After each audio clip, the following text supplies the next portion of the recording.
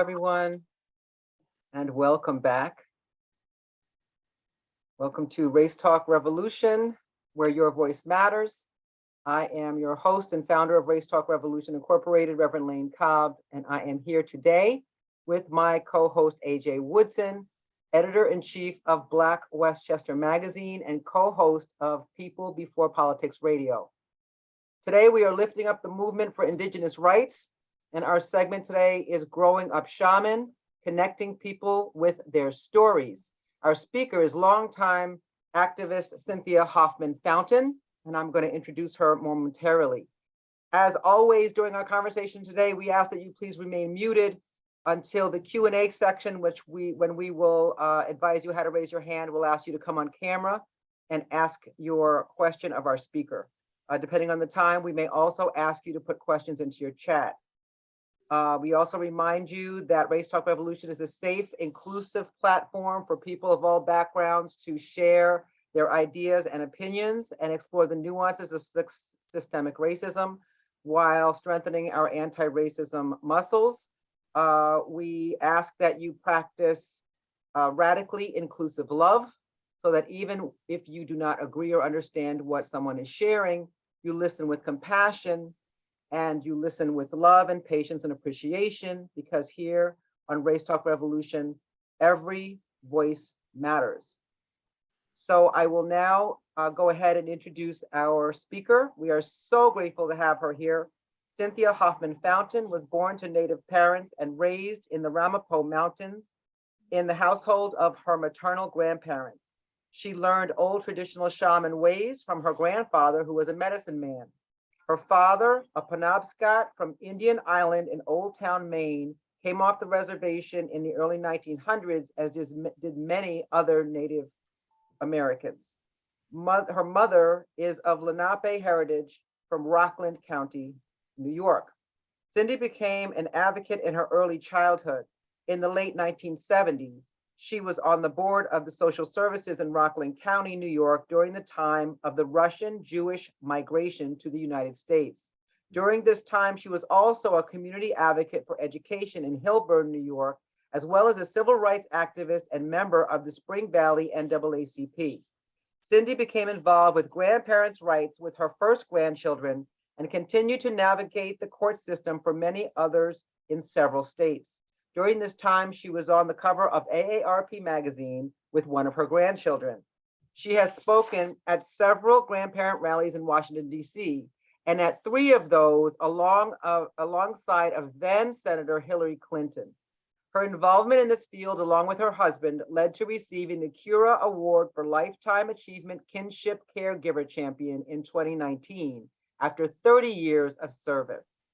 She served as the first chairperson of Kinship Care in New York under Director Mike Burgess' Office of the Aging, and served on the Mental Health Board in Orange County, New York for Cultural Diversity Task Force. She is now the clan mother for the Ramapo Nation. Cindy has been married for 54 years and is the mother of 4 children, 14 grandchildren, and 7 great-grandchildren, with another on the way. She is a firm believer in human rights for all people and 4 legs, as well as respect for Mother Earth. Ms. Cindy Hoffman Fountain, welcome to Race Talk. Thank you. Turn it over to my co-host, AJ Woodson, who has the first question for you.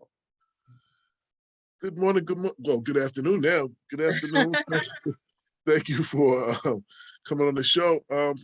Now, I know you talk a lot about connecting people with their stories. What does that mean? Can you explain that to us? Every two-legged, everything has a story, but we're going to refer this to the two-legged. Has something to say, even if their voice is very, very quiet in trying to say it, or can't verbalize it. They have a story. And that's where we need to get closer to one another's story, because then we will find out, in my opinion, the hurts that hurt all of us. I don't care what color you are, what economical background you are, or what your status is. It hurts. And that's what will bring us and weave us together. Okay. I noticed we see some of our indigenous brothers and sisters, some of the most staunchest activists in the areas of human, animal, and environmental rights. Why is that? Because in the original basis of us being here, being the indigenous people here, that was who we were. If the path had followed the route that we had been living at that time, okay, yes, and come with some more scientific knowledge or this or that, but the way the style was of respecting, we as the two-legged respected everything, every animal, every tree, every purpose, because the trees brought us medicine. I use the many today. The animals brought us medicine. They brought us clothing. We were able to wear their hides. The different parts of their body were used for our living space. Then I have to share this just very briefly, if I can, is because when the colonists came, they came and been on boats for 3 months or better, okay? And they had nothing. They were starving. You know, they had eaten up everything they had. They came in. It took them about a year to get to the realization that they were going to take over. But before that, they would have died if they had not learned our ways, our traditional confidence in caring for one another. Natives cared for all two-leggeds. There was no meanness or let me be cutthroat to them. They just were straightforward people. There's been a change. We'll talk about that in a bit. And they repaid that kindness. We see in history how they repaid that kindness. Repaid that kindness. Yes. They repaid it. Yes. Yeah. Yeah. Yeah. AJ, I'm wondering if we can ask Cindy to share a little bit about shamanism, because Okay. we talk about growing up shaman, connecting people with their stories, and you talk about coming into human rights work and shamanism very early. I'm just curious about whether our listeners might want to know a little bit about that as well. Very early. Very early. My grandfather worked for and that's who I was with, my maternal grandparents. And everybody in the household worked. And I'll tell you how I got to be with them. But in that, my grandfather worked for this very wealthy doctor in Suffering. And I was the little kid that came to work with him. So my grandfather was the driver of the car. My grandmother was just a lady that went and sat and talked to his wife. Okay. But I went along with them. As it turned out, I never saw my grandfather, who was blue-black, dark man, dark, ever walk behind this gentleman. They walked shoulder to shoulder at everything that I ever saw them do. I was a little kid. They had tricycles over to their house waiting for me, and I played amongst them with no way that Cindy can't have this or Cindy can't have that, or set her over in the kitchen table, or she can't come in the living room. None of that. And my grandmother and grandfather were the people that were working there. So I didn't see that. So that was the start, that being with a family or people that were not my relatives. They were white folks. So I had no, like, they're not going to act crazy up in here. You know what I mean? Until life changed much later. So the confidence that I had about people, and being treated like they were the other grandparents to me, made me at ease with people. Very easy. And when they brought company in, it was still at ease. And Cindy, the little kid walking around the house, was still at ease. There was never any imbalance or that wave that people try to put in. I hope I answered that well enough for you. If you have any more questions, I'm ready for it, babe. Yeah. Yeah, yeah. You kind of did, but just I always like to break things down to the simplest form. For people that don't, what is a shaman? Can you explain exactly what a shaman is? So I'm sure there's some people that don't know. A shaman is a person that clearly, so we don't get twisted, Jesus Christ and the Savior and the this and the that. He's a person that believes something other than the two-legged that he sees every day created all this. This wasn't just a boom. So we knew immediately there was a creator. His gender and purpose was to give kindness. And we knew that immediately from when I learned, and I wasn't the first, you know, the world was here a little bit before I got here, and I'm old. But the fact of it is, when it did, the sun tells us this. When the earth opens up for the morning, it don't bust in and all of a sudden, oh, it's daylight. Look how gentle it comes. And the confidence of that gentleness was our first lesson. That's your first lesson for the day. Your suggestion is to be that kind, be that respectful. And that was one of the first teachings that you learned. And our belief was to honor the creator. Anybody that could do something like that, you have to honor. You have to honor that he gave you animals that you could slaughter and eat. But that doesn't mean you just slaughter for the joke of it. So we, in the traditional shaman ways I grew up in, there was no need for you to have someone to kill an animal, use its blood to tell you that you were going to be all right. That didn't jive in the knowledge that I learned. The animal was for to be eaten, but not to just for spoil, for design work, to just cut his head off and throw the carcass aside, because every part of that animal is useful. And I know this for a fact because I'm a skinner and I skin some of the stuff in my house. You can't see it now, but some of the stuff I've done bear, I've done coyotes, you name it, I've done it. And when you have the privilege, and I use it as a privilege to take your knife and be able to cut through and see the internal parts, how they were put together. How they were put together will blow your mind. If you're not a surgeon and already have learned all these things, it'll make you shout. Now, I have a question that's a little bit different than the questions that I had to ask you.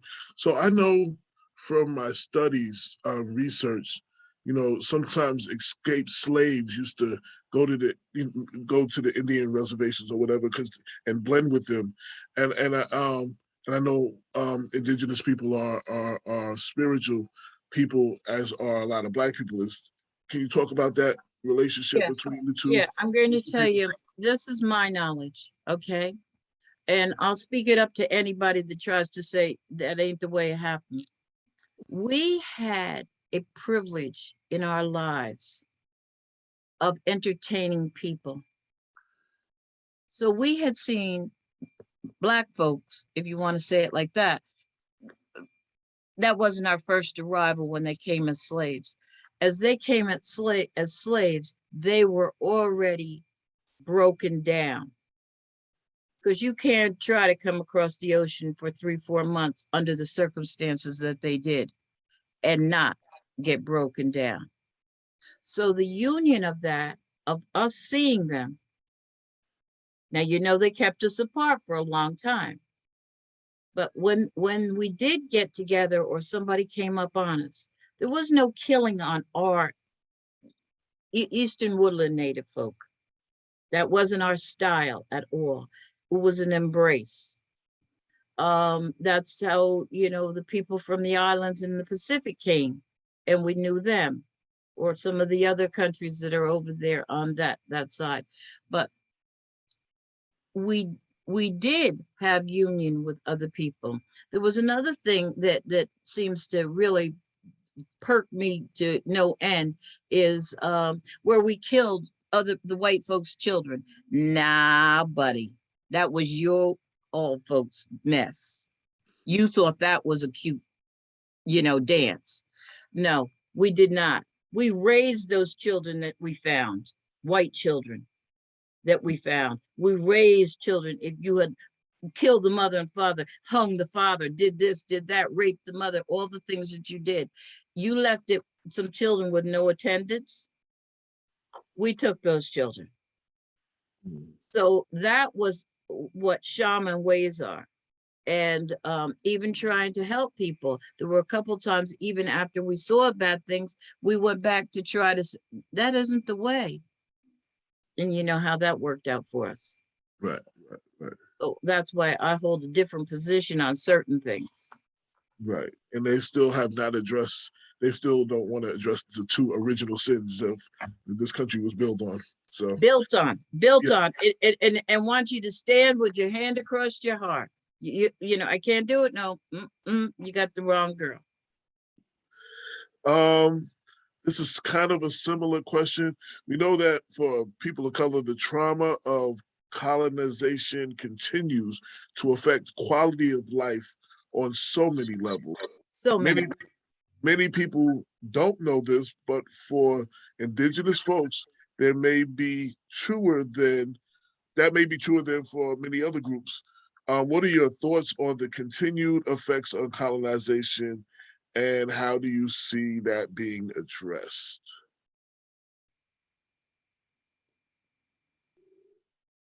Hold on one second. Don't interrupt me because I can't think of that too. I'm sorry. Would you repeat that question to me? I will absolutely repeat that. Thank you. I'm so sorry. We know that for people of color, Mhm. the trauma of colonization continues to affect quality of life on so many levels. Many people don't know this, but for the indigenous folks, that may be truer than for any other group. What are your thoughts on the continued effects of colonization, and how do you see that being addressed? I see it very clearly. I've had more than my share of opportunity to have to speak back about this very issue. As you well know that, I'm a grandparent advocate, or I'm an advocate, and anything that's in my business is my business. Okay. So when I see the things that they took, first of all, our belief system, it wasn't a religion. You brought the religion that didn't even stay true to its form. But you wanted to tell us that we were the heathens and that we were going to, where are we going? We're all going somewhere, okay? But Right. you wanted to have us be the people that were going to be fearful. That was one of the first tricks of bullying. That's the new word, okay? That they did with attempted to do with indigenous people. But when your child is sitting there with no food, and the buffalo is as high as my house, piled up, and you can't remove a hide to make your child warm, you can't remove the organs that you can feed your child, you start to think a little different.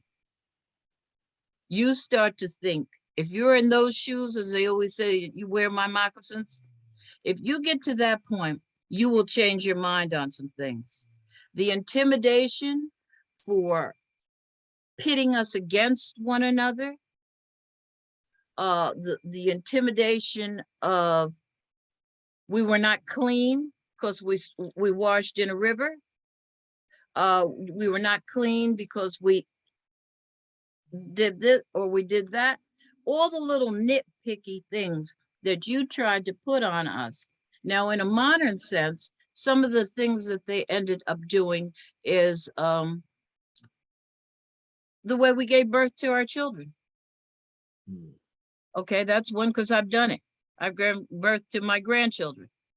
Okay, my great-grand. Okay, at one point you have to say, this is how we do it. Oh, no, we do it this way. Now take a look because this is factual. This is not just what Miss Fountain's got to say. But the thing of it is, look at the statistics of who is making their journey for doing something as natural as having a baby.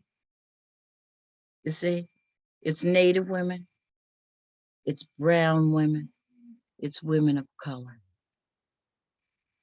Somebody screwed up. So if you ever want me to, cut down, just put your finger up for something and I will know, Not at all. You're doing great. You're doing great. You're doing Yeah. great. Yeah, there's no way we want you to cut down anything.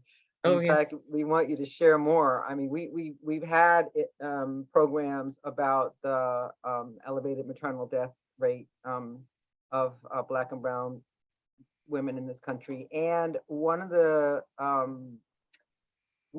things that you're pointing to is the ancient wisdom that is there and has been there, but that we all need to be able to tap into so that we can build ourselves back up and undo some of this colonization mindset. Yes, Can you speak yes, to that a little bit?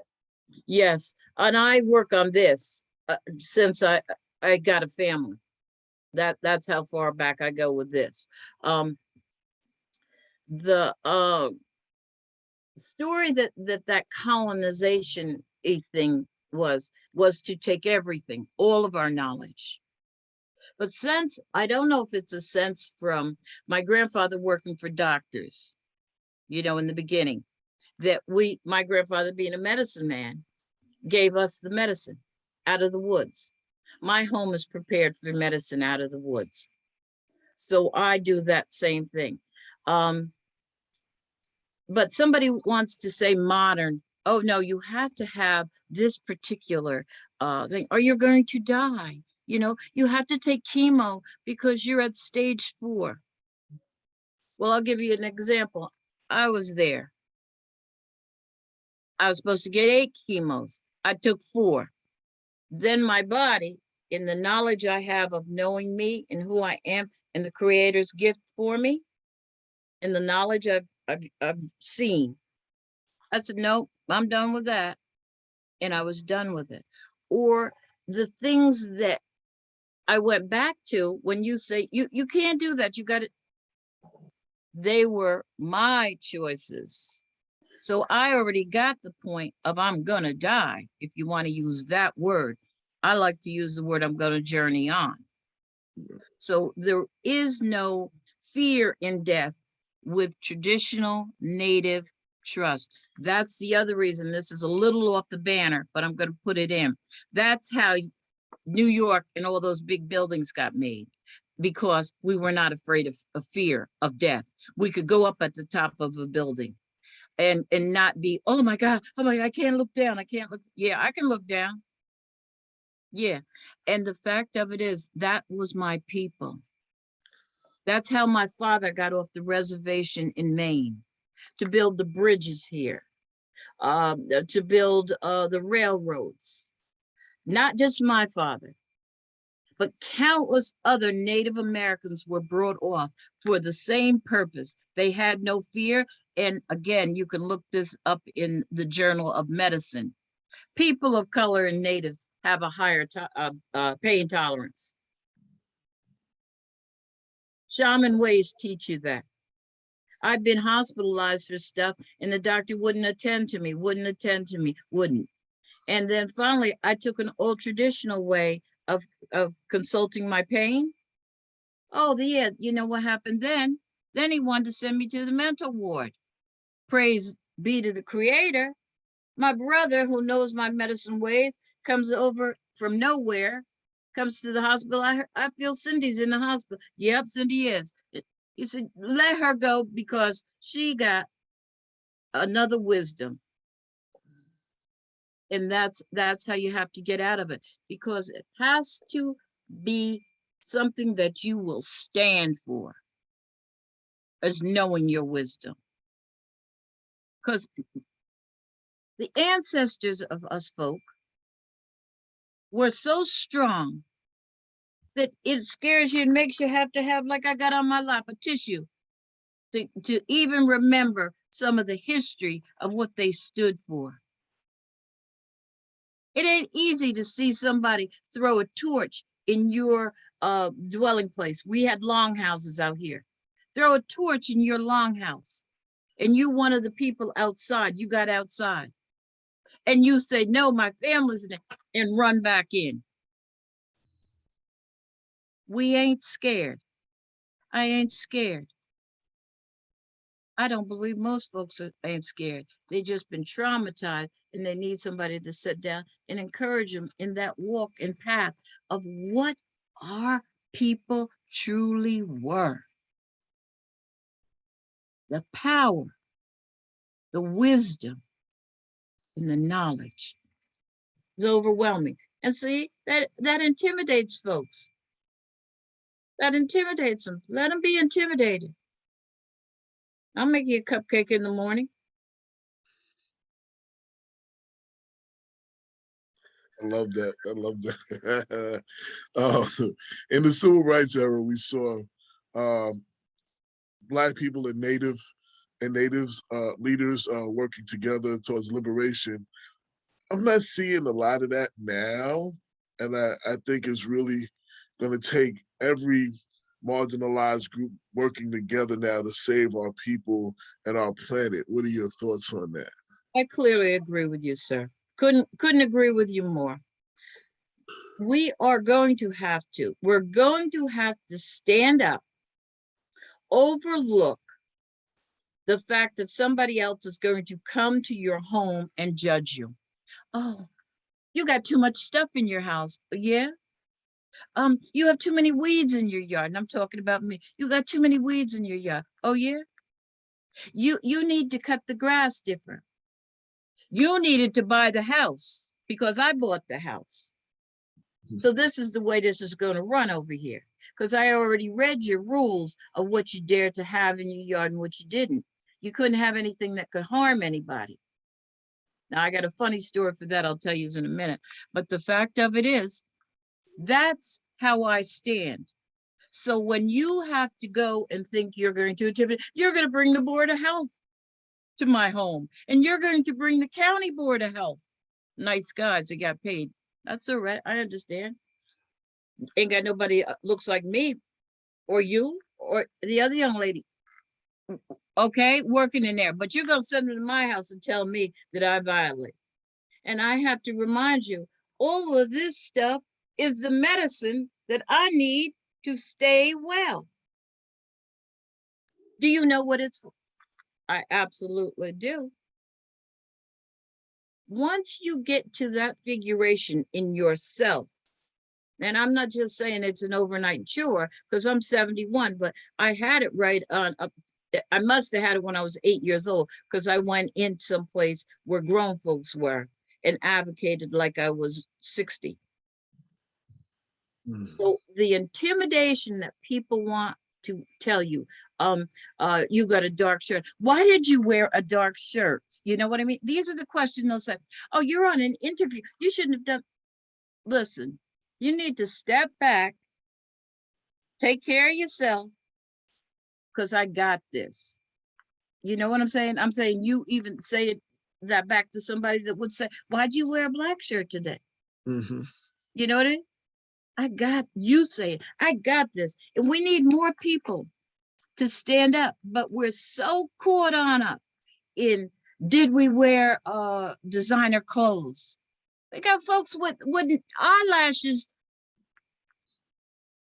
like your baby didn't get fed. Your nails are this long. You can't wipe your yeah, that word. Okay. Come on, boys and girls. They're tricking you. You're not in Las Vegas now. You're not in LA doing a movie skit. You're here trying to be somebody. Be somebody just like you are, open-faced. Mm-hmm. Those are the confidences that I want to see in folks. I hope I answered that right. I think I went over, but that's it. No, you did great. I'm not sure if I'm going to pronounce this right. For our audience, the Ramapo Lenape, okay, Nation is a state-recognized tribe in New Jersey. Give me You, 3 hours. you are clan mother for the Ramapo Nation. Can you share what that means to be a clan mother? Oh boy, this is this is like, did I wake up this morning? Because in my knowledge that if the Creator wanted to continue to use me, I would get to the space where I'd be a grandmother. Did I have many incidents where the expectation of me not ever getting to this age came? Yes. And that was at the kindness of Ford plant contaminating my earth. Okay. Because I had 6 of those cancers. Okay. So once I got to the first grandchild, and it was a blessing because my husband and I both were in the room when this child was born, and that was powerful enough. But as it turned out, we have such a role in Native tradition, shaman traditional ways. I'm going back to those because it's going to get to the grandparent role. When I was a little kid, I dared to do this. When I got to the next level, I dared to do this. I watched other kids when the girls wore bobby socks and loafers. I waited. I was going to get to that age. Then it just kept motivating right on up. When I was a woman, what I could do. When I came to be a wife, what I could do. When I gave birth to my first child. On and on. The experiences that I had in life. But when I got to be a grandmother and see the head of that, they call it crowning, the crowning of that little dark-skinned head coming out, and knew that that DNA was going to match mine. And I'm a talker. I'm a storyteller, and there ain't much that shuts me up. That day, I couldn't say anything, but just look at him. That's when I knew I had entered into the circle. What did the boy call me when he got big enough to call me? Ball. Ball is a sign for a grandmother. So that's one of my native names, Ball. Then I went on. Give me a second. I went on. We had 14 grandchildren. Now, let me remind you, she said that I had 4 kids. No, I had 3 rabbits, 14 grandchildren. Okay. That's where I got the rabbits from, and 1 son. So he doesn't have children. So that's my rabbits. But then we got great grands. We had children that were sickly, grandchildren that had terminal illnesses that came with them. We didn't know until later on. But the confidence of even walking them to the place that all of us are going to go, and the understanding that you can pray, you can get delivered, you can lay hands, but the decision is not yours. Right. It's the Creator. Right. So you must stand in that same wisdom of confidence. He got this. She got this. The being of creating all this, you got this plan. Just keep following the Creator's plan for you. Now, I don't know if I went off too far. Did I go off too far? No, can we talk a little bit about your work in kinship care? As a grandparents' rights activist, did that happen because you had differently able grandchildren, or did this come out of shamanic work? Tell us a little bit about that, because you've been recognized for doing a lifetime of work there. What is the significance of that work for you? Is that a particularly salient issue in indigenous communities? Tell us a little bit about that. I truly believe that it is something that indigenous people do and have done. That's why I said that, Native Americans saw a burning house and it was a white folks' house. Those children were outside and they were, orphaned. They came with us. That has been our way from the beginning. Okay, so I came to get with my maternal grandparents because my mother's baby brother and his wife could not have children, and I was the last of 13. So many, many, many people that I've known. Somebody that had a lot of kids gave you a baby. Mhm. That didn't mean you didn't know who your mother and father was and they took you off to another foreign land and they raised you. You were really, in most of the time, right in the neighborhood of your own grandparents and stuff. That was when folks stayed close up together. You know what I mean? Now, of course, people go all over. Even my husband and I, we had the 4 kids, but one of our cousins later on in life, didn't have children. And he said, I always wanted one of your kids, but the girl was grown. And I said, well, you should have just said it to me because you lived by us. I was close with your mother and father. I'd have give you the baby because it's not as though that I wasn't going to be the mother, So that's the kindness that comes in native ways. So it was just fully. Now, to get to my grandchildren, there's a little other story, and I'll just say it like this. Another time I will share it, and I will publicly share it because it's something that people need to learn and know. Remember we were talking about the doctors and the young people that get, more deaths in that experience. Well, we had something like that, and the doctor did something that did some harm to our family. Okay, so we still live with it a little bit, a great deal today. But the fact of it was, in doing that, the system came and wanted to take my grandkids. Mm. You want to take what? No, I have a plan. If they can't be with their mother, they're coming over here because this is how this is done. Oh, no. Well, I went to court and my gifts are many. And they're, Cindy didn't go get them. These are gifts that came to me as gifts. So I use them. So, and that's talking and not being intimidated by your title. Oh, you're a lawyer.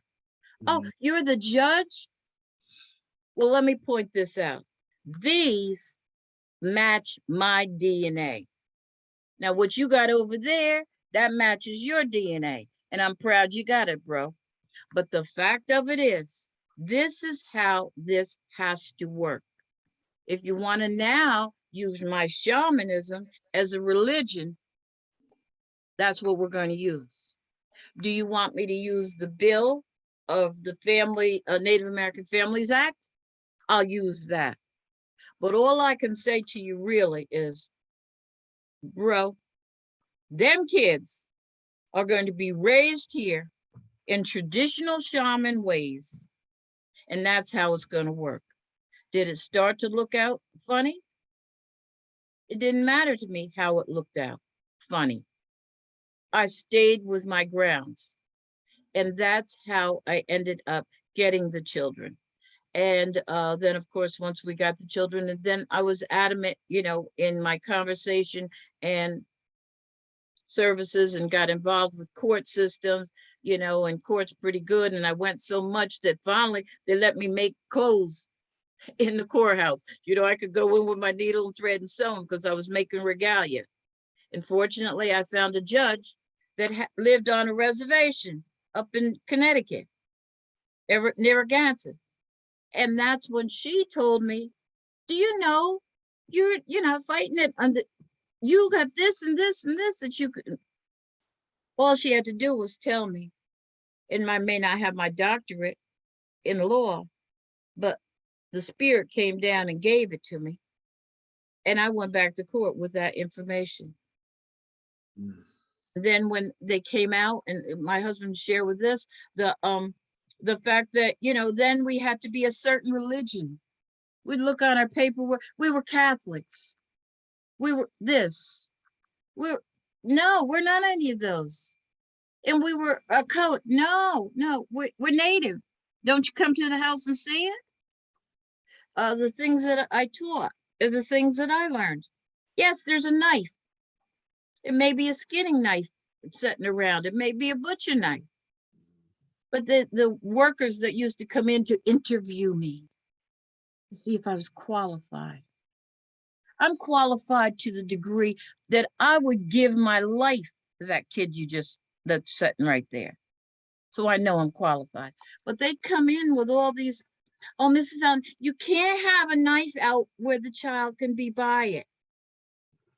And you have to take it off. No, I don't. This is my traditional ways. I've learned it. The child has learned it. There are decisions that you're taught when you get 6 months old to make decisions. It's too long to get into now. That do you want the apple? Do you want the orange? You can't have them both. And that's what you got. This is a knife. Grandmother uses it. See, she cuts your orange. You don't cut your orange. And I've never had a kid that picked up anything that they shouldn't. Never had to whip anybody. My own kids, because that was old, they're 54 years old, spankings, but nothing with belts and, craziness or anything. If they got teenagers and they jumped in my face, then it was a street fight. Okay. And I won the street fight every time. But go on. I'm sorry. Tell us about your international advocacy. As I know you've worked in many capacities to elevate the causes of indigenous people, both inside and outside the U.S. What are some of the issues indigenous people face, and what would you say are some of your most notable accomplishments or perhaps your favorite projects? Oh boy, there was a lot. When I came here to Newburgh, okay, because I'd been all over. Well, I had done all these things before, but when I got to Newburgh, I had had a dream in my young life that I wanted to live in a very challenged neighborhood in South America and help the people there. Little did I know Newburgh was going to be the community. And when I got here, my grandson was disabled and he went to school and they knew who grandma was. That's why I'm the grandmother to everybody's kid. I'm not just a grandmother to the tribal children. I can do what I can do for them. And there are other children that'll pop up and I get the ability to do what I need to do for that moment. But when coming here, there was a lot of children that were challenged for multiple of reasons. Some of that colonialist trickery, what I mean, that they do to folk, and people go to jail for stuff. Now you get a license and you get to set up a building and sell this stuff. Okay. But the fact of it was, I went and I told the kids, I went to school every day to make sure everything was good with my grandkids. I asked the kids to please bring me all the broken, junky toys they had. Because see, I'm a person to unite the world. I'm always interested in talking to getting people to know there is a world out here, not just your neighborhood. But sure enough, when I did that, they brought it. We packed it up, sent it to Sierra Leone. The first package we sent to Sierra Leone in Africa. East Africa? Yeah, East Africa. And when we did, it got there. What did they do? They opened the package, videotaped the opening, and we let the audience of children that had packed that see it. These kids with a broken, McDonald's cup, or a this or a that, or a little bit of toy this big, was acting like, Santa had brought all the treasures to them. They not only did that, they did traditional dances to honor these kids back here. And that hopefully allowed them to see what you think is poor isn't poor. But that's why we've got to do what I believe in. We've got to weave all of our lives together. Now, I did that multiple times with several countries in Africa because I worked for about 12 or 14 different African nations. The head of state for Liberia and other countries involved in many, many other things. Did it with Pakistan, had one of the leaders of Pakistan here at the house. I've entertained a lot of people. And where is your trouble spot? And they'll share it with me. And then I'll collect things that can make people see. We are native. I sent a granddaughter to Australia. I sent medicine to the Australian indigenous people there. They were so grateful that I sent her. She had to go and see the indigenous people inwardly. And she did. They allowed her to do that. Then they outwardly gave them back a kindness to me for knowing them. That's what my world is about, is connecting all of our worlds with our stories, with the abilities that we have. What I don't need anymore. I don't need all these blankets I got in the house. So I pack them all up, ride them around in my car. And in winter, who I see that needs a blanket or needs a coat, gets a coat. That's how we have to weave our lives together. Everybody isn't going to do the same thing, but we're all supposed to work together for this Mother Earth. So AJ, if I may, I just put something in the chat asking people to go ahead and raise your hand if you have a question for Miss Cindy Fountain, or you can put them in the chat. If you're raising your hand and you want to know how to do that, just go to the bottom of your screen, hit the reactions button, and you can raise your hand that way. You can also do it by finding your name in the participants list.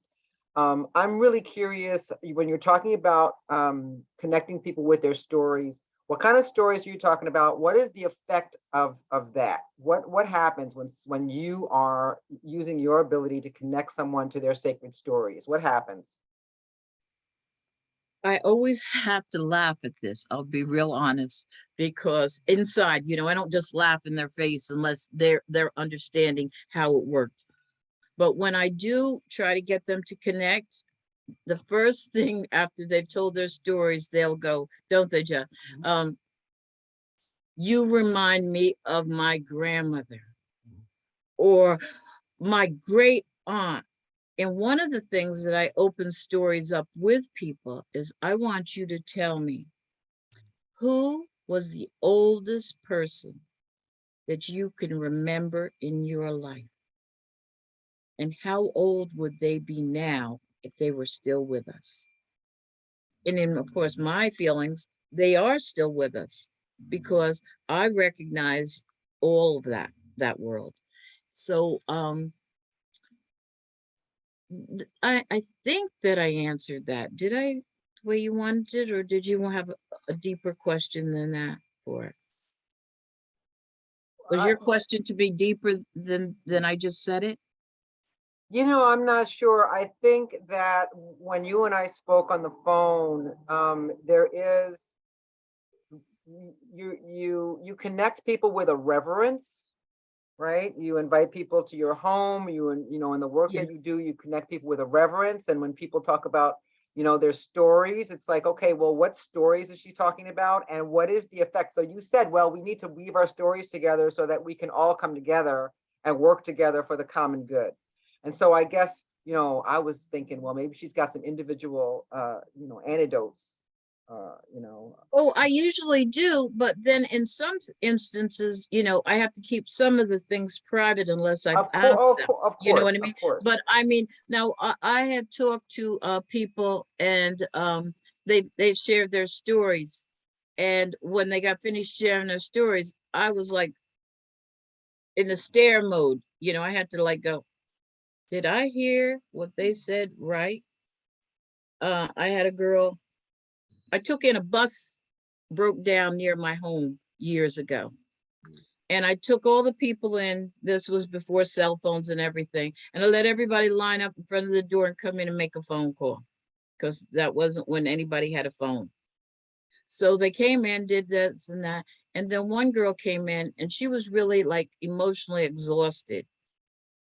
I could just sense it. So I told her, just sit in the dining room, because it was an open space from where they were on the telephones to the dining room area. So that was all big open kitchen space. So she started talking. The people are making phone calls. They're going out. Then she was like the last one. So when she got finished, she told me an amazing story. Where she got this energy or need to do, she told me that she had killed somebody. Now, I hadn't ever seen this girl. She got off of a bus coming up Route 17. And this was probably 45 years ago, because that's the house I lived in there. And she told me, I don't know what gave her the sense to tell me that, but she told it to me. So the busload was waiting back in the bus then. And then I called the mayor and asked the mayor, could he give him the town hall to be in? Because I couldn't house that many people in my house. And so they went there, but she stayed with me. But she told me everything. And the fact that when she did, it was an assault on her. And her attempting to survive that assault, the person got hurt. Those are kind of things that make me go, whatever this energy is or my field or whatever that I can carry sometimes, gave her the confidence. But we shared a few other conversations. It was something that to me worked for her, because she felt like, you're the only person I've ever told. Happened when this was a 35, 40-year-old woman. She was a young girl. She didn't have the strength to kill anybody, just to go up and shoot them or but to assault her. And then she moved quick. They were gone. The power of listening, the power Yeah. of making space for somebody to be Yeah, liberated, right? You're yes, liberating yes. people. And we have to know that there's been a lot of trauma. You have to make space for each other's trauma. That's the truth. You have to be able to know that. You have to know that. AJ, do you want to ask Tanya's questions in the chat? Yes, I was getting ready to do that. So Tanya asks, what can we do if the Supreme Court overturned the ICWA, which is the Indian Child Welfare Act, for those that don't know? Is it being presented now? I don't think that it's on the docket for being reversed now. Yeah, Tanya, you can come on. Do you want to come on camera? Because I did. Yeah. Yeah, there she is. So yes, it's being the Supreme Court is going to be reviewing it this fall. I wrote a bit about it's called Howland versus Brackeen. It's a lawsuit brought by Texas and several individuals. It circles around a child who was supposedly going to be adopted by an Anglo couple, and the nation wanted the child to stay within the nation and within the family, and they made arrangements. And so these are well-to-do Anglos, so they decided to go through the courts, and they've gone all the way to the Supreme Court. That's Bracken. And the Supreme Court, as we know, is not in our favor at the moment, and they will be hearing this case this fall. Okay. Well, then I've got two situations.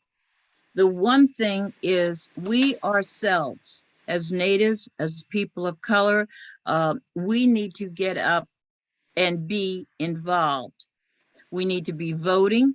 We need to know some information about, as much information as we possibly can, and make supportive calls to all of our congressmen, all of our representatives, the legislator, everything, so that, because this is new news to me right this minute, because I had an issue with this myself with a family, and I talked to them. They had the child for 5 years, and from an infant to 5 years old. And when I talked to them, they were more than willing to be participants, and they live still in our area, participants in activities, bringing the other children with them, bringing themselves to the activities that we have. So it's, once again, one of my biggest things, and this goes across the board, is to weaving people together because the way that it has already been set up now, yes, there's going to be a lot of children out there in homes that we would like them in natives. But if we can't, we've got to work with wherever they are, show our native traditional programs. And I've encountered this more times than I could ever imagine I would, finding adults that were raised in those programs out west, Sioux people. I found a lot of Sioux that they didn't know nothing about their nativeness. Then, with me giving a lecture someplace and it connected them back. Several of them have went back to their own reservation. This is why we have to put programs on just like this, so that people know that there is a way to get back. There's a way to relearn your culture. There's a lot of things that I regard as spiritual walks that you met up with me or met up with you, an advocate, and you put them on the path to get back to the knowledge. But, by all means, I know I will be voting and telling everybody else that I know to vote. So since that I'm finding out that this is something that's going to come up in a new vote in this fall, 2022. But yeah, because, and then you have to look at too, there's a lot of things, and I do blame this government for some of the crack and some of the other, situations that they set people in. Going to Alaska, and seeing how rich Alaskan natives are, but how much alcoholism that they have, how much drug problems that are in a lot of other tribal areas. That's to beat you down so that they can change your laws and you are not a participant or an activist for yourself. So that's why, you're like my age, I'm my age, we have to fight. And there I go with now the story of when you asked me about being the grandmother of the nation. I'm the grandmother. I'm your grandmother. Yep, I can go to court. Yes, I can talk in front of a judge. Yes, I can sit in the front row. Yes, I can do all those things. And that's what we, with the wisdom that we have at this point, and I'm sharing with you, Tanya is your name. Yeah, our wisdom is the firm account, and we have to use it everywhere and every way we can. And I know you, I met you before, and I know you do. I know you do. Our next question is from Alex. Yes, thank you very much for this presentation, this Q&A. It's been quite moving,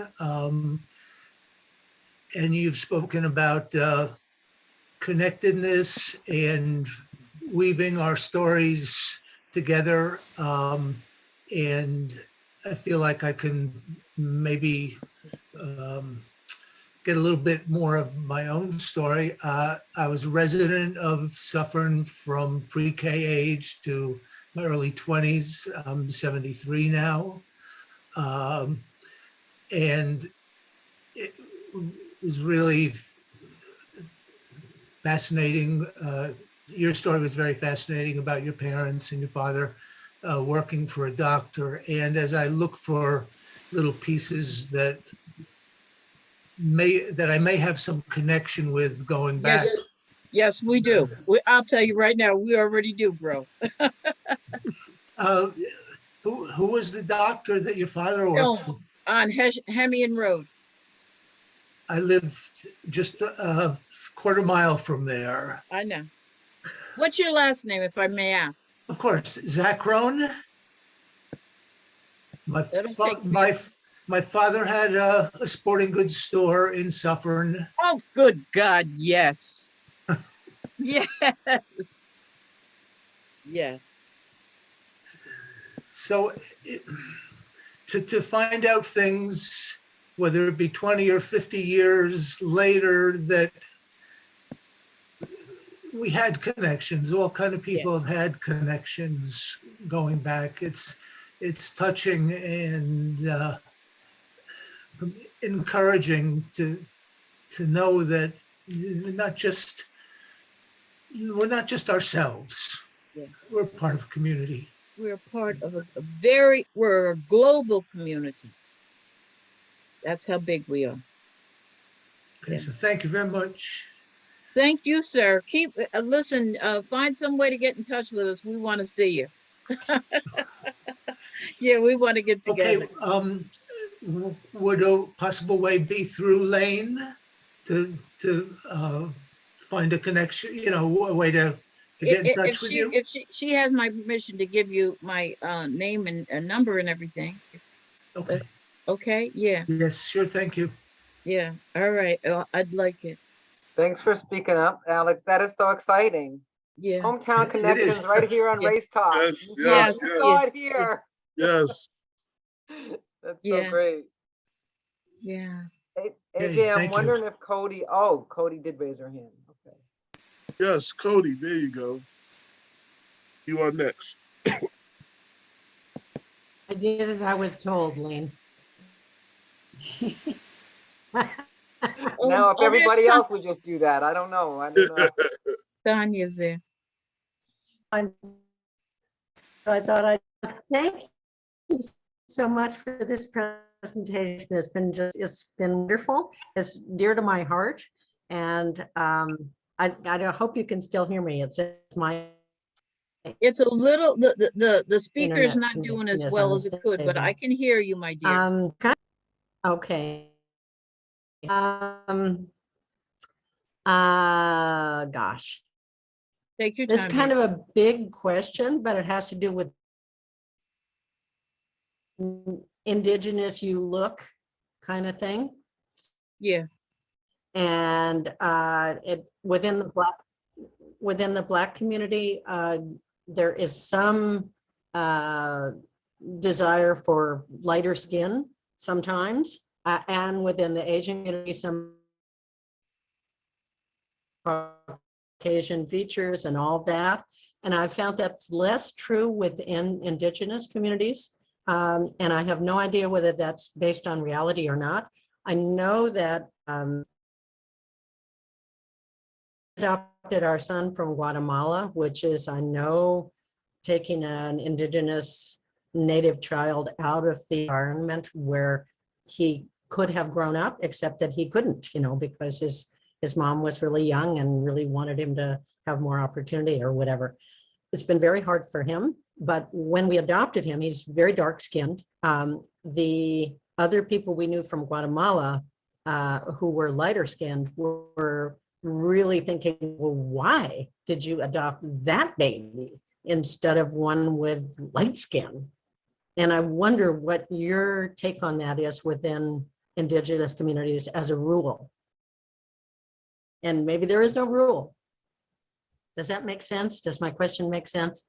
No, you answered your own question that, yeah, but I'm definitely with you on this because there's a lot of people that want to decide who's native and who isn't. Okay, I happen to have straight hair. I have a granddaughter that's got very nappy hair. I mean, very nappy hair. And we're pretty proud of that hair as much as I'm proud of this hair. But the fact of it is she's brown skinned. But my grandfather, and I said earlier, I don't know if you heard the beginning, my grandfather was blue black. I mean, a real dark skinned man. Okay. I won't tell you the family joke about it, but it's funny. It's not racial. It's just funny how that's accepted. And that's how it was accepted with us, just as well as us accepting one another and coming in and having white people come in that were light skinned in many cases. You're the two-legged, you're accepted. You want to get a baby that's brown skin? It's accepted. That's your baby. I have entertained people that was a male that was mothering a child. And then I saw that she had a companion, a male companion, and they were the mommy and daddy. And in that intersection of encounter that we just stopped on the highway to get some, food and saw them and everyone was shunning them.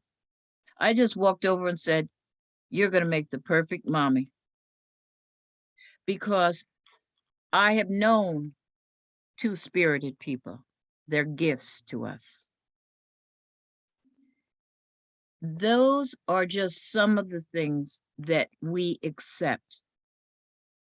Does everybody have somebody that does some crazy stuff in the world? They sure do in their family. I don't care who they are. Sometimes I have to remind people the higher ups that have done some crazies. But I'm not getting into that. I'm going back to the native. Our traditional way was to open our arms, share what we had with you. The land was ours. We were here. We shared it with everyone. We shared the information with everyone.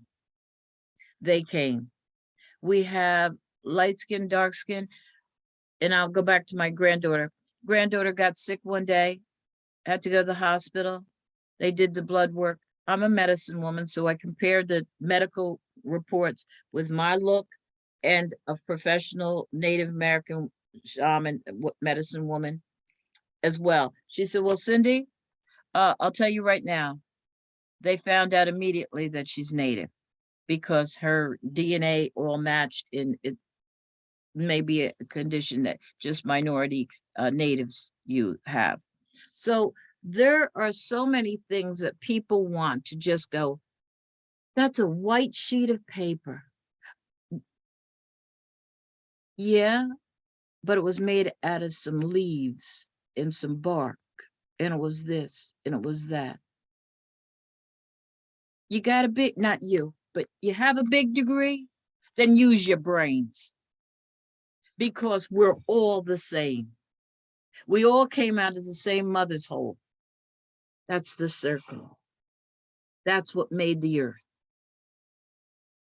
That's how we have to start looking. If we keep trying to make sense of somebody saying, oh, you're a white lady, you couldn't have a child that's brown. No. My heart needed a child.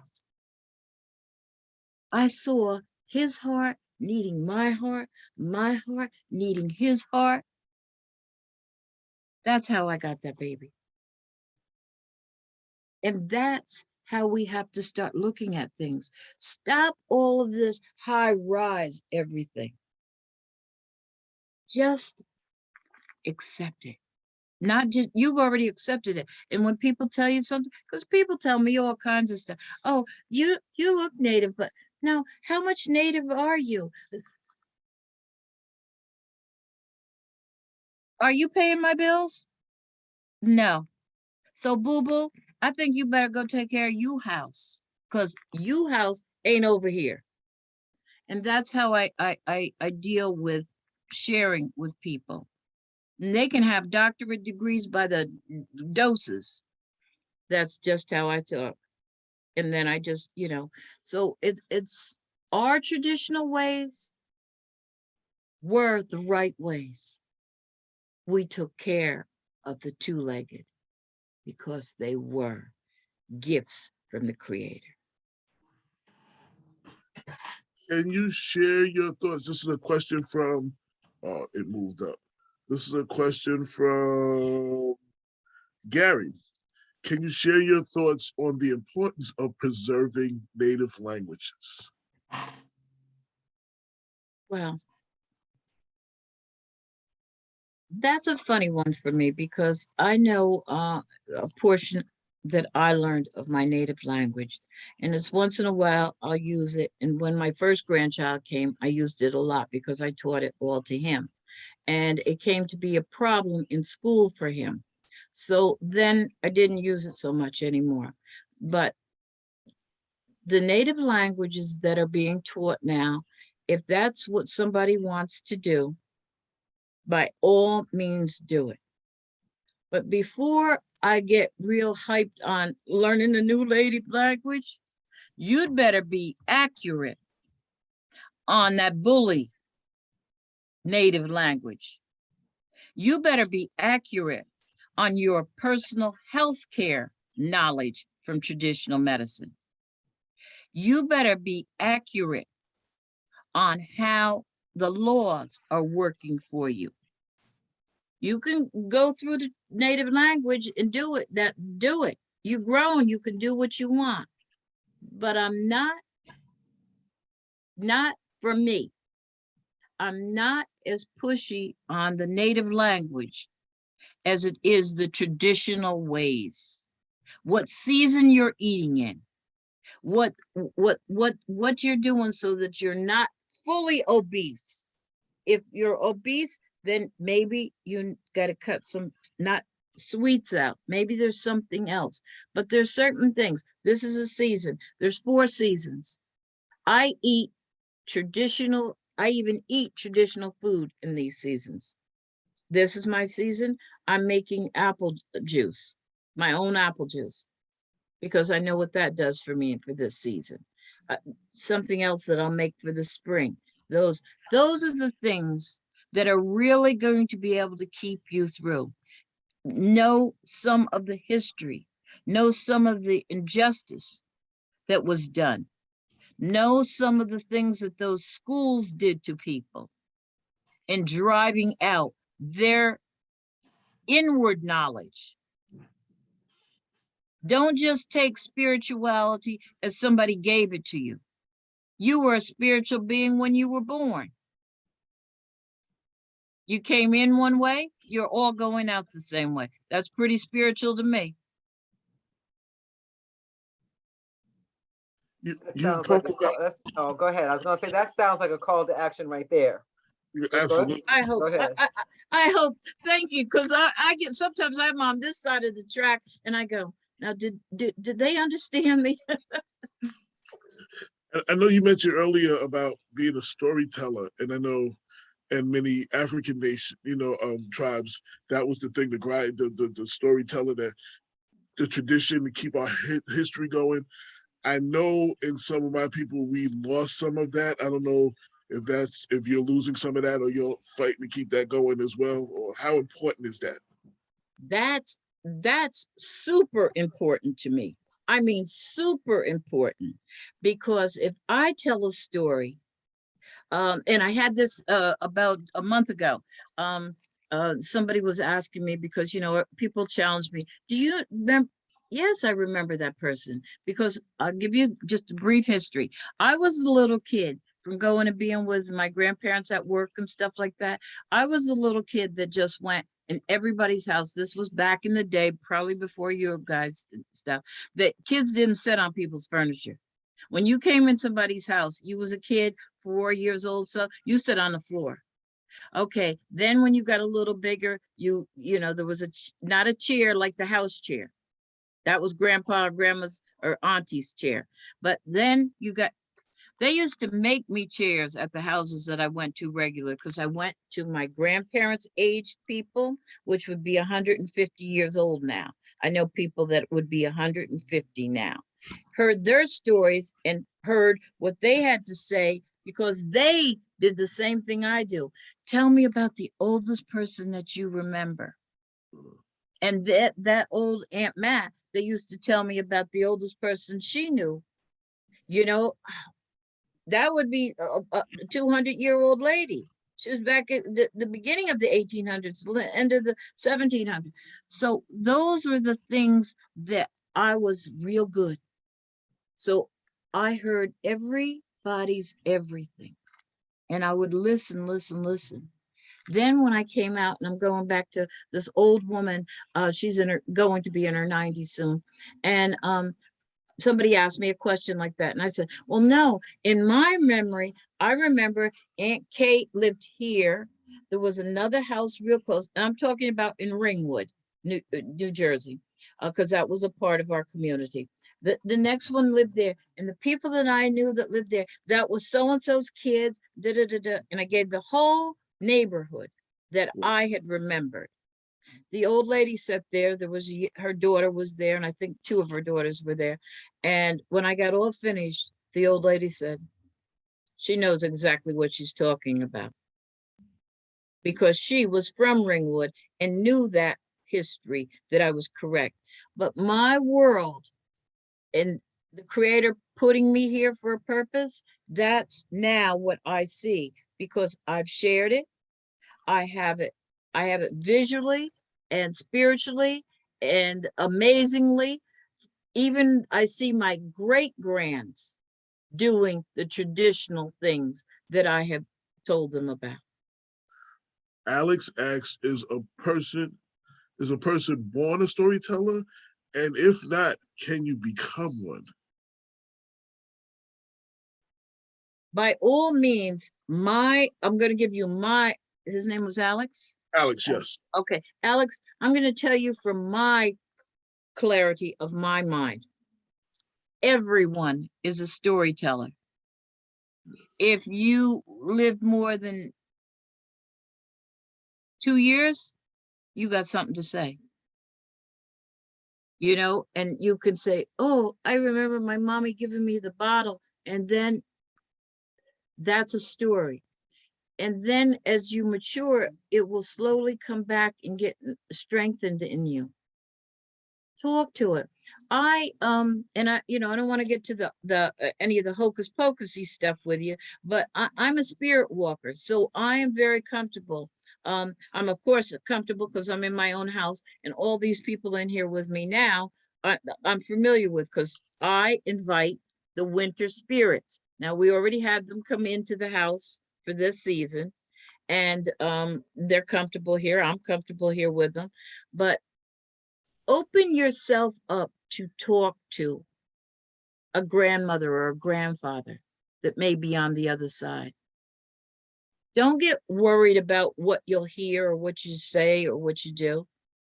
I've already worked for New York State, did a project, I won't say worked for continually, but I did a project for New York State mental health for people that are schizophrenia or bipolar, and what the difference is. The difference is a big difference.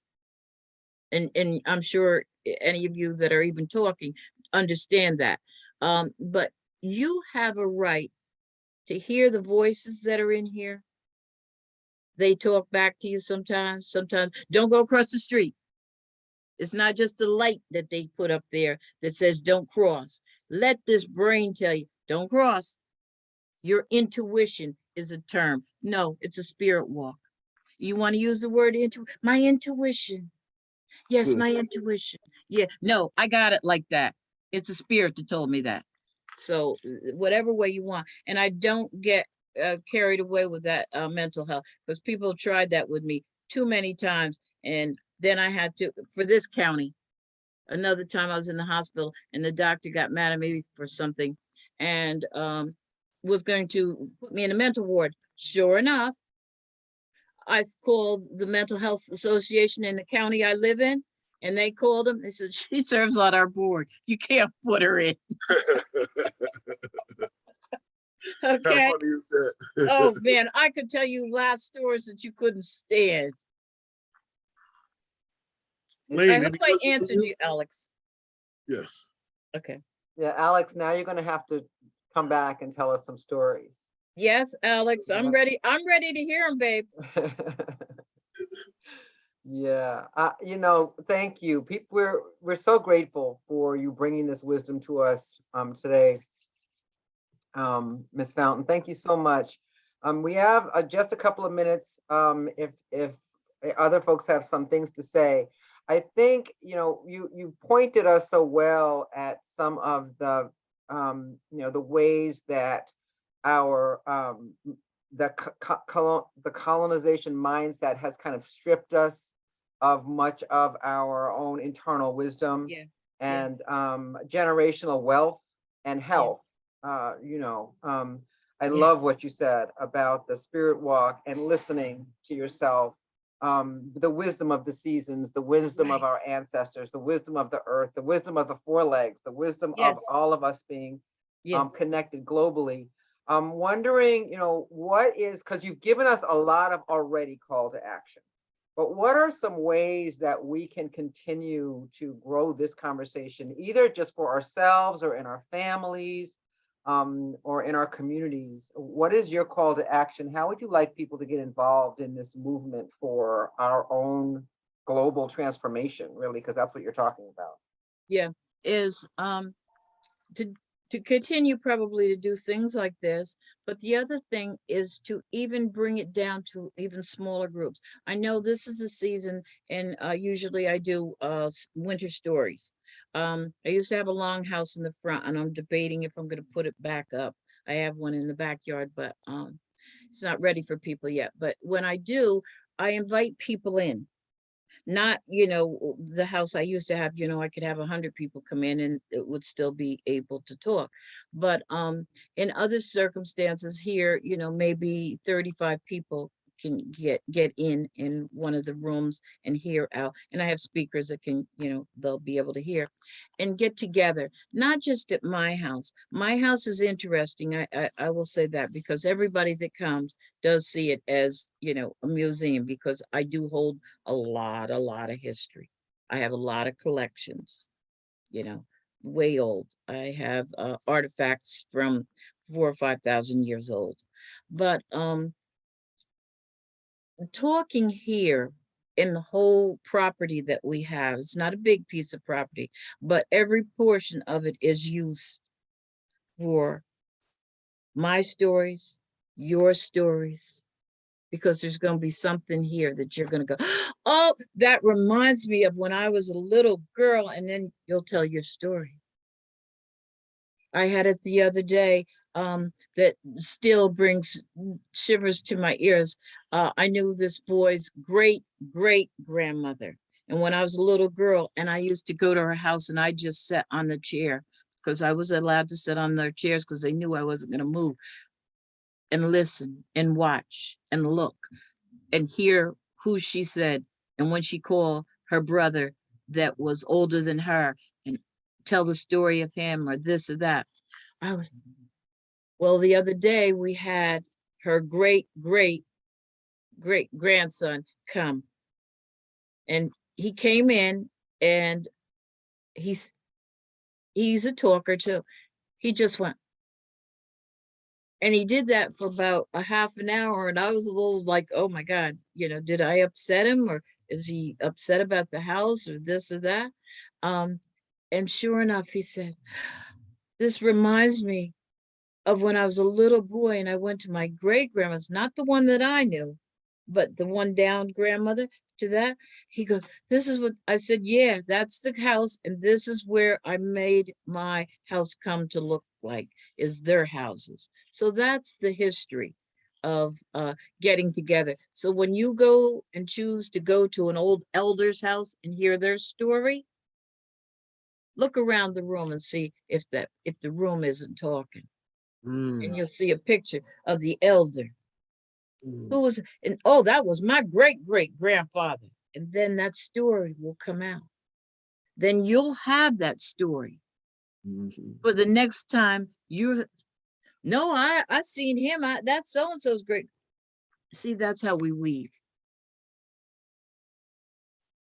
Barbara Williams raised her hand. You tell Barbara Williams I said, get up here. Can everyone hear me? Yes.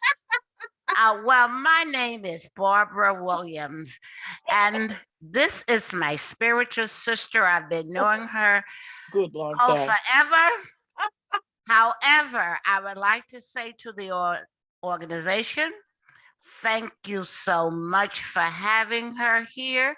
Storytelling is a very key part, a key issue in trying to resolve the racial conflict in the souls of our world. And when you say that this is a global, it is global, just as you have gone it is inhumanity to man. We need to, and I believe this kind of program is going to be passed on to others. You're now educating people because people out of ignorance don't like us. Mm-hmm. And I think you're educating them with this kind of storytelling. And I want to say thank you to Cynthia, but thank you for bringing her to us. Good. Well done. Thank you, Ms. Williams. Man, it's a pleasure. I'll pay you later for that, We okay? love doing this. We are so grateful to have Ms. Fountain, and we're grateful for Reverend Petra Tomes for referring us in Ms. Fountain's direction. Thank you so much for being willing to take time to do this. There is one last question. I want to see if we get, Gary said, I'd love to hear the story of the jewelry you're wearing. Some looks Navajo. It speaks to me of weaving our stories. I don't know. Okay, yes. Okay, I'm going to show you real quick. This is a Navajo bracelet. This, I have the squash blossom, everything to this piece. Okay. My jewelry is, can you see it?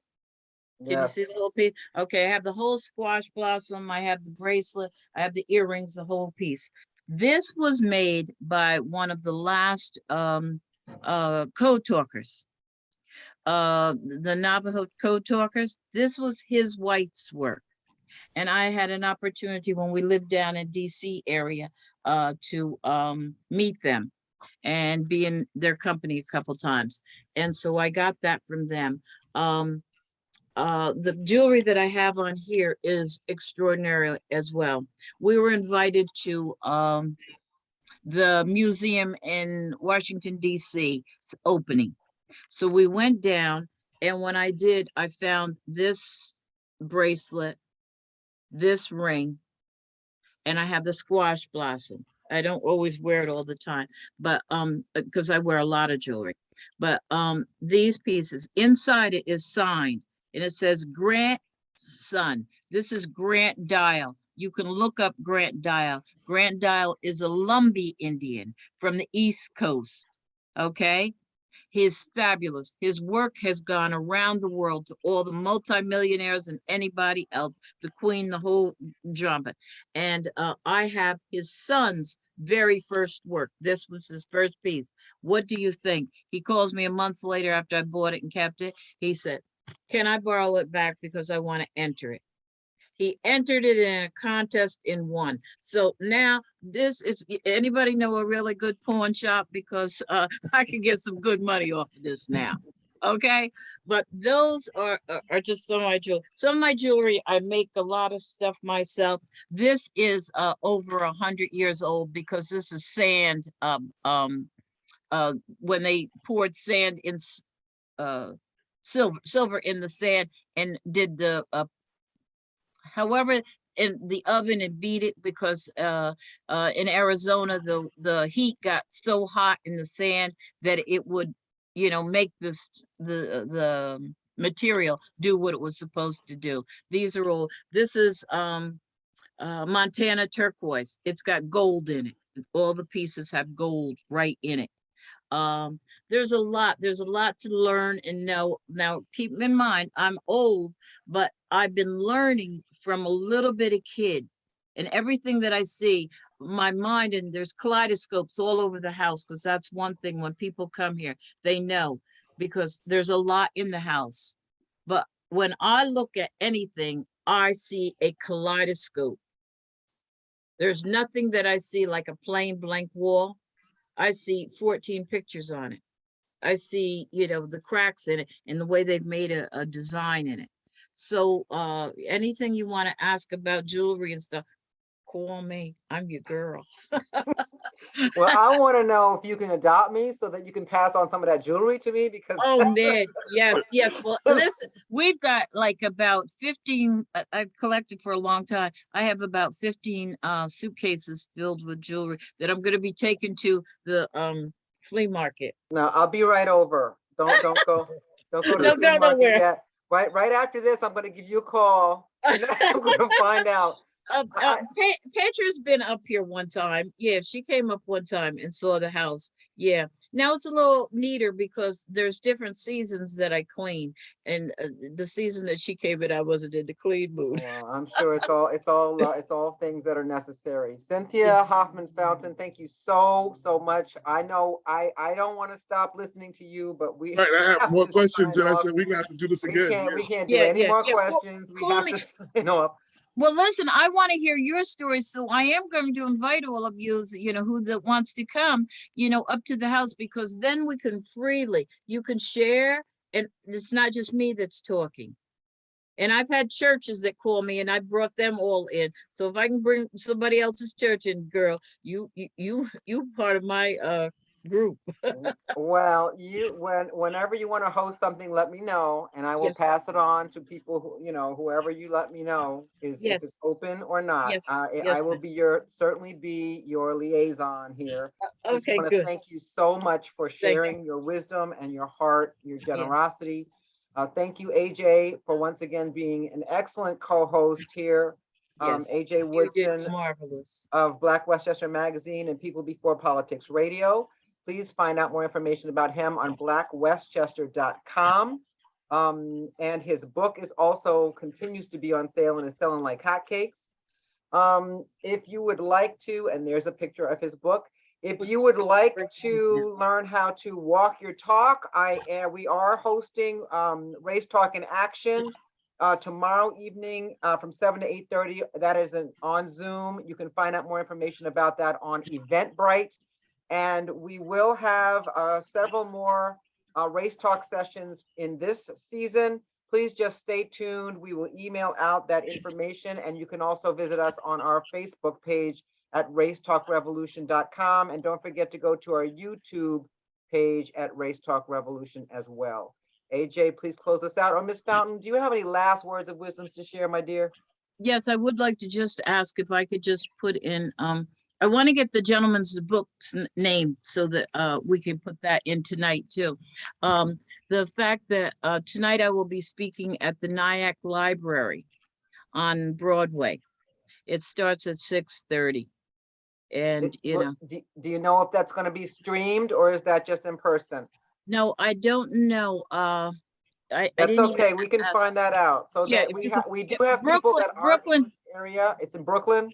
Brooklyn Demi is going to be in charge of it. So if Okay. anybody knows him, then they could get in touch with him. And I'll be, walking around talking. And when I walk around the talk, I really say hi. All right. So if you're interested and you're not in the area, if you go to the Nyack Library webpage, you can find out information and see if that's going to be live streamed, or Yes. you can go in person. Thank you. All right. Thank you very Ms. much. Fountain. And AJ, go ahead with your book.